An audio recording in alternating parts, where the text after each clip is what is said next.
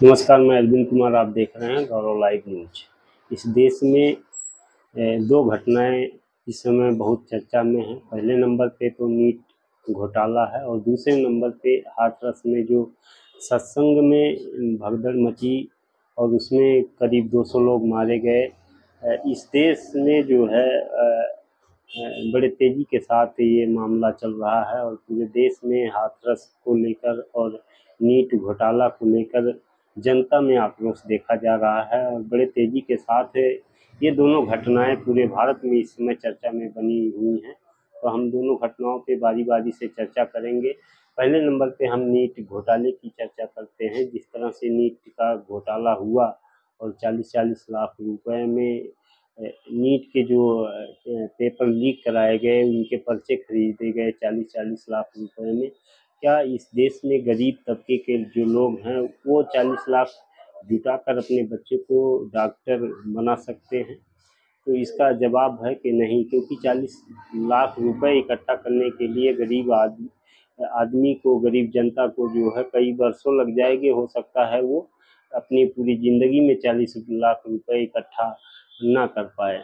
तो ये जो 40 लाख रुपए दे देकर जो है जिन लोगों ने नकल की कापियाँ खरीदी हैं, वो आखिर कौन लोग हैं? कौन लोग जो है इस देश के सिस्टम पे काबिज किसका कब्जा है और कौन जो है इस देश के सिस्टम को खराब कर रहे हैं, इस पे चर्चा होनी चाहिए।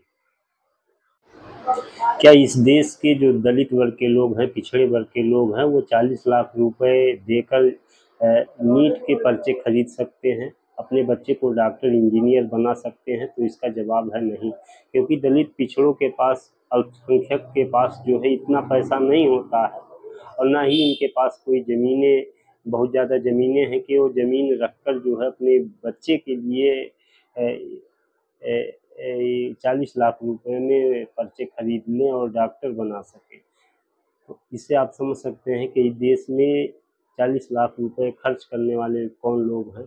ये वही लोग हैं जो समय समय पर आरक्षण का विरोध करते हैं, दलित, पिछड़े, अल्पसंख्यक के हक अधिकारों का विरोध करते हैं। ये वही लोग हैं जो पूरे देश के सिस्टम पे कब्जा जमाए बैठे हुए हैं और इस देश के दलित, पिछड़े, आदिवासी और अल्पसंख्यक को दर दर भटकना पड़ता है। अब सोचिए कि एक गरीब परिवार में जन्मा बच्चा दिन दिन रात मेहनत करके अगर वो नीट की तैयारी कर रहा है तो उसका क्या होगा, उसके भविष्य का क्या होगा। और इस देश में जो लोग डॉक्टर बनने लायक हैं वो डॉक्टर नहीं बन पा रहे हैं और जो डॉक्टर बनने के लायक नहीं है वो डॉक्टर बन रहे हैं। और अब वो जब वो डॉक्टर बन के आपके सामने आएंगे तो इस देश के स्वास्थ्य के साथ कितना बड़ा खिलवाड़ है इस देश में जो है आप समझ सकते हैं कि जो आम जनमानस के स्वास्थ्य के साथ कितना बड़ा खिलवाड़ होगा। जो डॉक्टर बनने लायक नहीं थे, अगर वो डॉक्टर बन के आपके सामने चले आए, तो ये सबसे बड़ी घटना पूरे भारत की है और ये देश का सबसे बड़ा दुर्भाग्य है कि भारत में जो है ये इस समय भी जो है इतने बड़े-बड़े घटनाओं को अंजाम दिया जा रहा है। जब दुनिया जो है आसमान में उड़ रही है तो भारत के लोग, जो जातिवादी सोच के लोग हैं, वो जो है अपना वर्चस्व किसी तरीके इस देश के सिस्टम पर काबिज करे रखना चाहते हैं।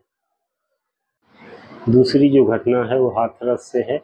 हाथरस में बाबा का पैर छूने के लिए हुए भगदड़ में लगभग 200 लोग मारे गए।